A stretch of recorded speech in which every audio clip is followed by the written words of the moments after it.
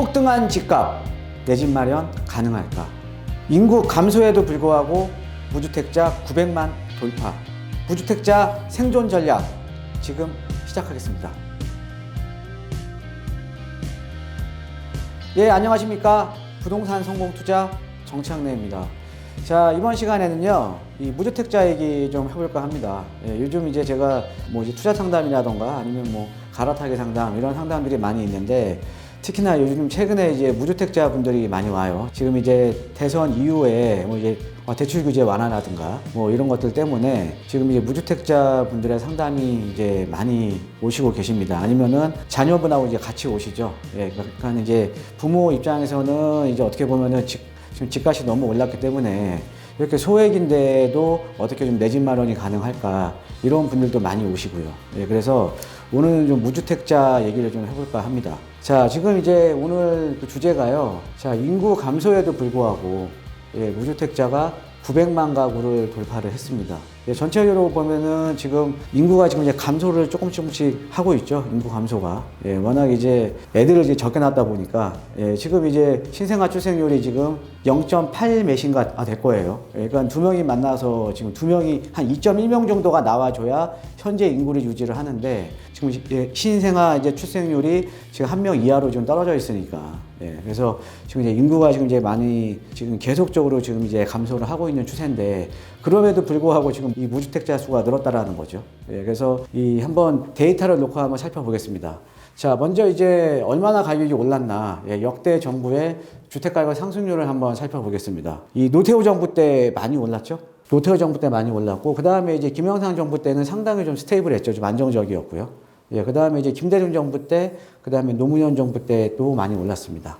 자, 그 다음에 이명박 정부 때, 그 다음에 이제 박근혜 정부 때 같은 경우에는 그래도 좀 상당히 좀 스테이블 했죠. 되려 이명박 정부 때는 좀 가격이 조금, 이제 서울 같은 경우에는 좀 가격이 좀 내려갔네요. 그죠? 그리고 이제 지금 문재인 정부에서는 또 가격이 또 많이 올랐죠.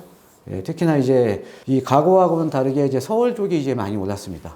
서울 쪽에 주택 가격이 지금 상당히 많이 올랐죠. 그런데 우리가 단순하게 보면 이제 시차가 존재를 하기 때문에, 그러니까는 지금 이 당시 많이 올랐을 때 뭐 이제 90년대 초반, 이제 2000년도 초반, 그 다음에 이제 노무현 정부 때 하고 시차가 존재를 하기 때문에 사실 가격 상승률만 보면, 그러니까 우리가 퍼센테이지로 보면 이 정도 올랐지만은 가격으로 보면 어마어마하게 오른 거죠, 지금 최근에.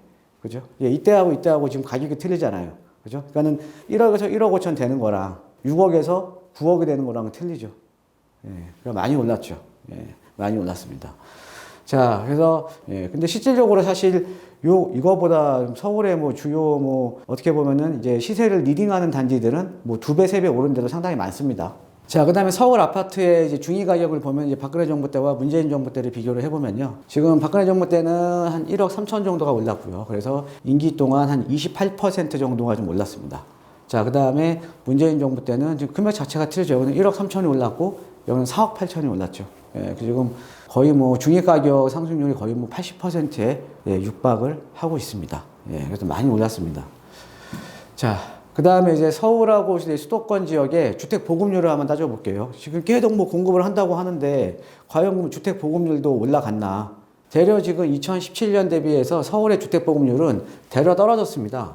대략 떨어졌어요.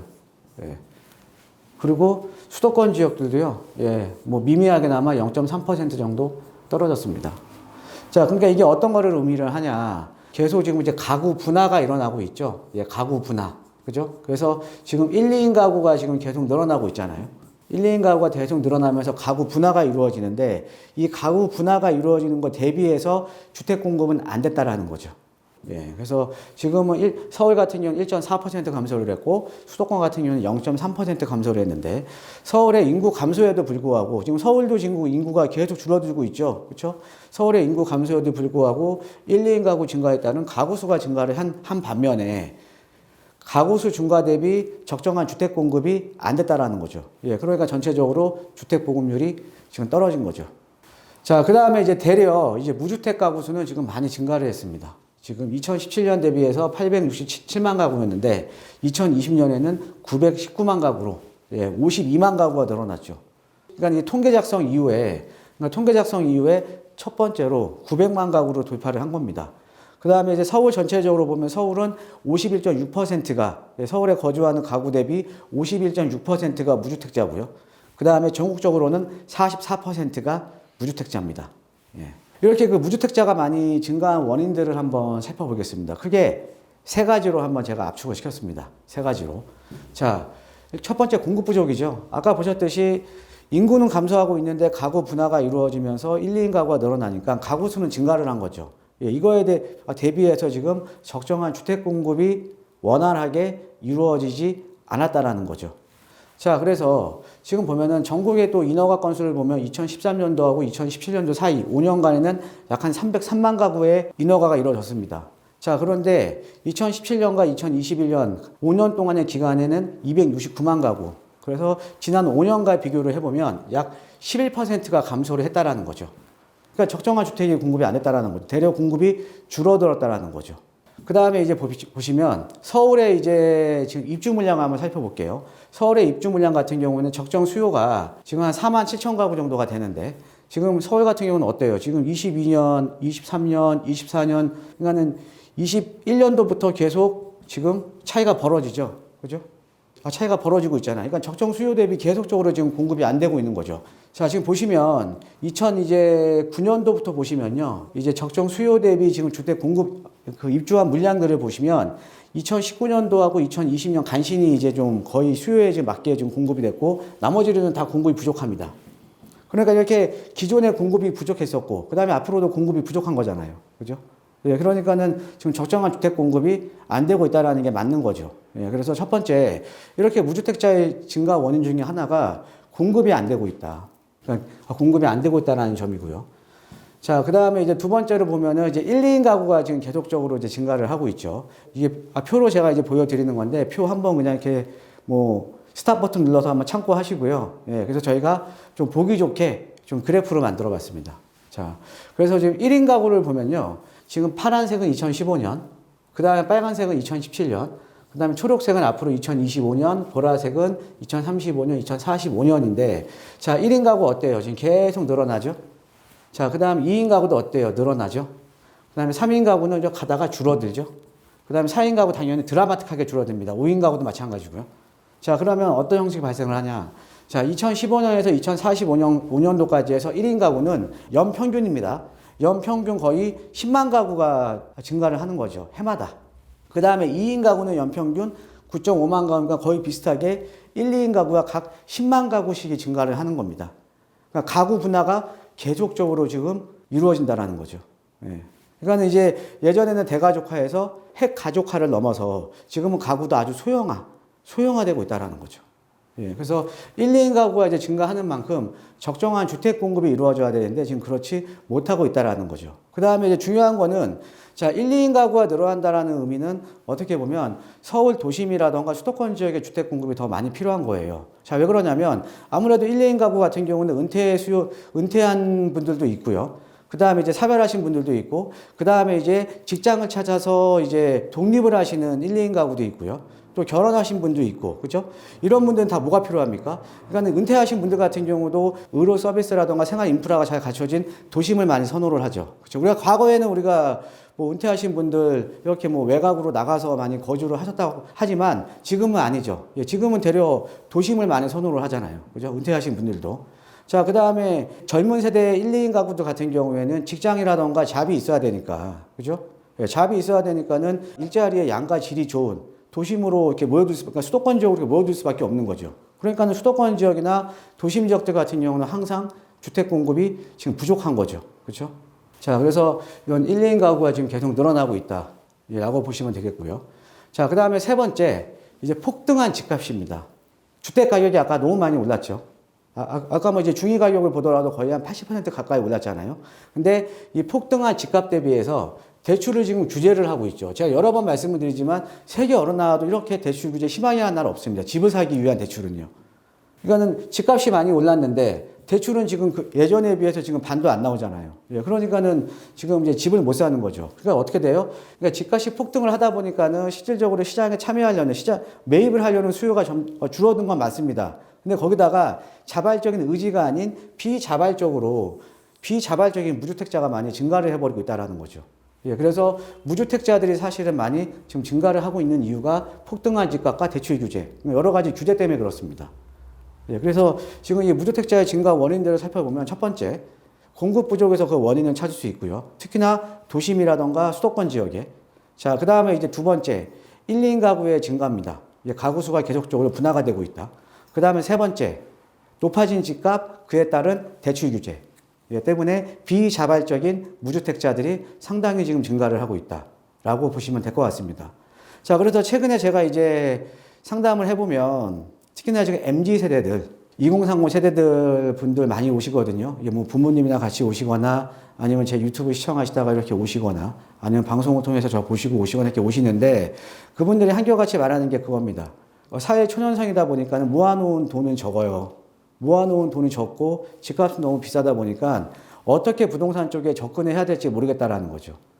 예, 이런 분들이 많이 있거든요. 그 다음에 이제 또 이제 어떤 분들이 있냐면은 이제 자녀분한테 그러니까 이제 증여세 부담이 없는 한 1, 2억 정도 증여를 해줘서 서울에 좀 내 집 마련을 해줄 수 있는 이런 방법을 또 찾으시는 분들도 상당히 많고요.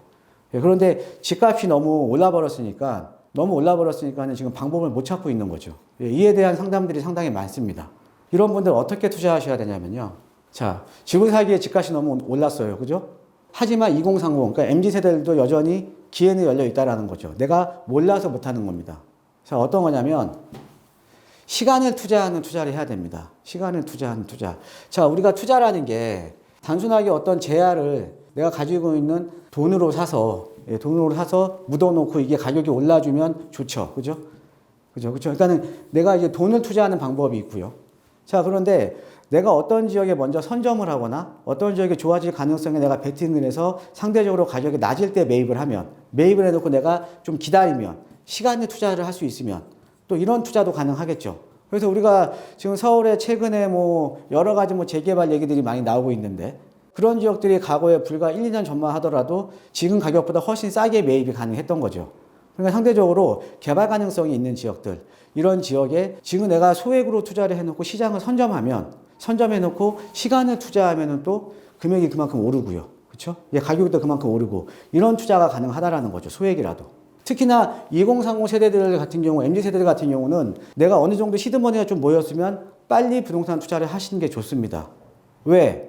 시장에 돈은 항상 늘어납니다. 즉, 화폐 가치가 하락을 한다는 거죠. 자, 이걸 한번 볼까요? 지금 통화량입니다. 통화량을 보면 지금 이제 강의의 통화량을 한번 볼게요. 광의에, 그러니까 시장에 풀려있는 모든 통화량을 보면요. 어때요? 86년도부터 이게 이렇게 보면은 계속 올라가죠. 돈이 계속 풀리잖아요. 돈이 계속 풀린다라는 거는 실물자산 가격이 올라갈 수밖에 없다라는 거죠.